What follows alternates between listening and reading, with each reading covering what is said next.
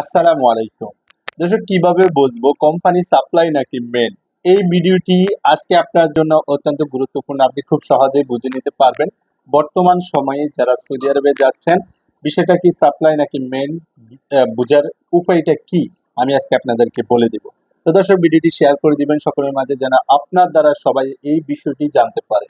দর্শক, বর্তমান সময়ে যারা কোম্পানির বিষয়ে বাংলাদেশ ছেড়ে বিদেশে যাচ্ছেন, বিশেষ করে সৌদি আরবে, তারা 90% লোক পাচ্ছেন সাপ্লাই কোম্পানির ভিসা।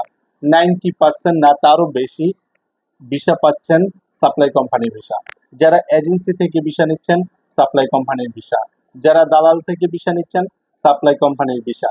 যারা অন্য অন্য জায়গা থেকে ভিসা নিচ্ছেন, চেনেন না, জানেন না, অচেনা লোক, তাদের থেকে ভিসা নিচ্ছেন, এটা হচ্ছে সাপ্লাই কোম্পানির ভিসা। 100%। এটা হচ্ছে আপনার সহজ বোঝার উপায়।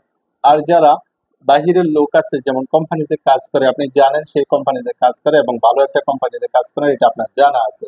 উনি একটা ভিসা দিছে, তার মানে বুঝে নেবেন ওইটা হচ্ছে মেইন কোম্পানির ভিসা। বাকি যত ভিসা আপনি পাবেন বাংলাদেশ থেকে হোক, যেখানে হোক, দালাল হোক, আত্মীয় স্বজন হোক, যেই আপনাকে ভিসাগুলো দিবে বাংলাদেশ থেকে, বুঝে নেবেন এটা 100% সাপ্লাই কোম্পানির ভিসা। এই বিষয়ে গেলে যে আপনার ক্ষতি হবে তা না।